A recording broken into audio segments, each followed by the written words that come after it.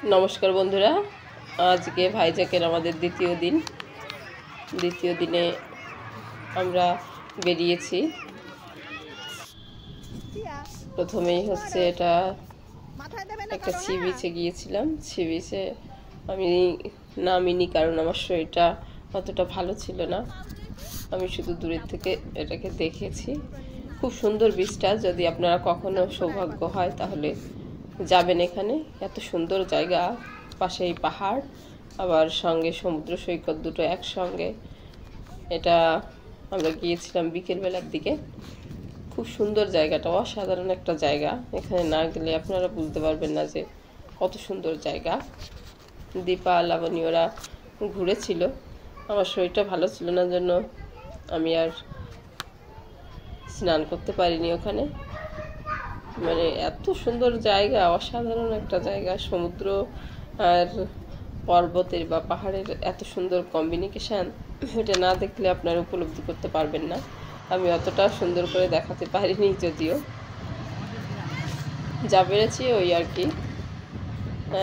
তারপরে আবার গাড়িতে করে আবার একটা জায়গায় ফিরে আসা, গাড়ির মধ্যে বসে। এই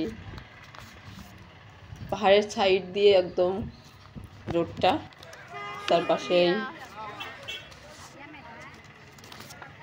গাড়ি চলছে, সেখান থেকে আর কি তোলা। এবার আমরা অন্য একটা জায়গায় চলে এসেছি। এটা হলো কৈলাস হিল। আমরা গেট দিয়ে ঢুকছি। এটা অনেকটা পাহাড়ের উঁচুতে গিয়ে হর পার্বতীর একটা সুন্দর মূর্তি রয়েছে। কিন্তু এখানে ভিউগুলো এত সুন্দর ছিল, ভিডিওতে এত সুন্দর বোঝানো যাচ্ছে না যে কতটা উঁচু। উঠতে গিয়ে কখনো হাঁটার ভঙ্গিমায় আপনারা হয়তো বুঝতে পারবেন যে মানে কতটা হয়ে উঠেছে আস্তে আস্তে করে। ওই হাঁটার ভঙ্গিমাটা দেখলে দেখেন লোকজন, দেখেন কতটা দূরে নিচে। ওখান থেকে আমরা উঠে উঠে এই পর্যন্ত এসেছি।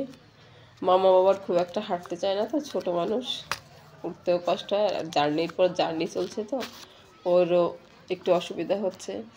বুঝতেই তো পারছেন যে আমার গলার আওয়াজটা এখনও অতটা ঠিক হয়নি। আগের ভিডিওটা আপনাদের দাদাভাই ভয়েসটা দিয়েছিল, কারণ আমার গলা একদমই ভালো ছিল না। এই যে আর একটা ভাই ওই যে ভিডিও করছে, আমরা সবাই একসঙ্গে এসেছি। এখানে আমরা যখন পৌঁছেছিলাম সন্ধ্যার কিছুটা আগে। এত সুন্দর জায়গাটা, মানে এত সুন্দর কি বলবো, না দেখলে বোঝানো যায় না। এই তো বুঝতে পারছেন তো আমি কীভাবে এগোচ্ছি, মানে আমার কতটা কষ্ট হয়ে গেছে। অনেকটাই কষ্ট হয়েছে, মানে অনেকটা উঁচুতে উঠতে হয়, তো সিঁড়ি বেয়ে না, রোডটাই এমনভাবে করা। এখানে এসে একটু বসে নিলাম। তারপর সিঁড়ি আছে, ওই মূর্তিটার ওখানে যাওয়ার জন্য সিঁড়ি রয়েছে। এখানে আমরা দু একটা ফটো নিয়েছি, স্টিল ফটো। মাম্মামকে দেখাচ্ছিলাম। ওই যে শঙ্খটা দেখা যাচ্ছে, অনেক বড় শঙ্খটা। আর এই মূর্তিটা হচ্ছে অনেক বড়।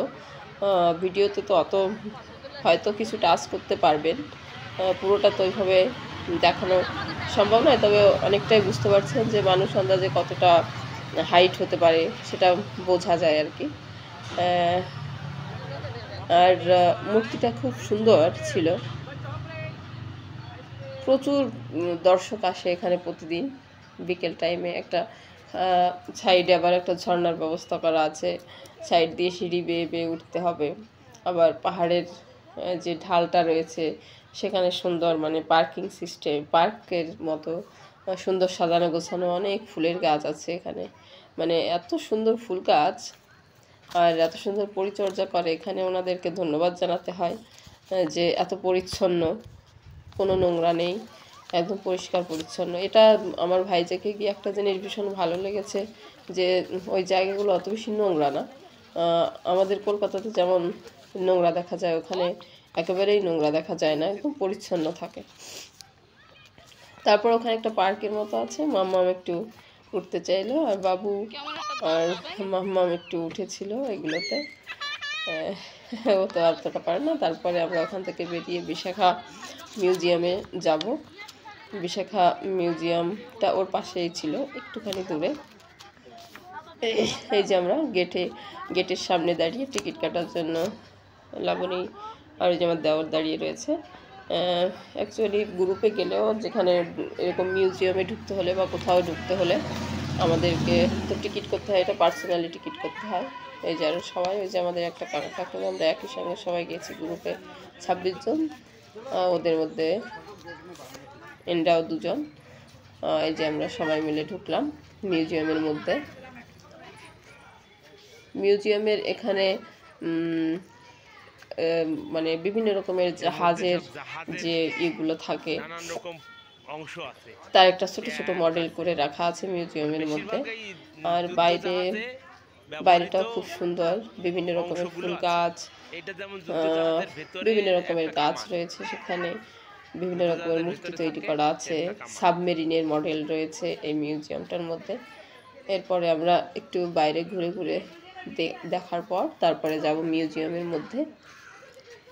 আমরা ফার্স্টে একটু বাইরের দিকে ঘুরলাম, ঘোরার পরে এবার মিউজিয়ামের দিকে যাচ্ছি। দেখেন ভিতরে প্রবেশ করার জন্য। মাম্মাম ছোট তো, ওকে নিয়ে ঘুরতে গেলে ওই যা ওকে কোলে করেই ঘুরতে হয়।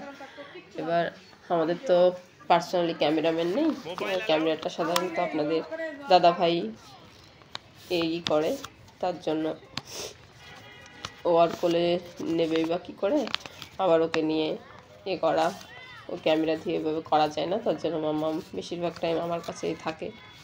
এবার আমরা ওটা মিউজিয়ামের ভিতরে তো ফটো তোলার রাইট নেই, তার জন্য আমরা ওটা করতে পারিনি। তারপরে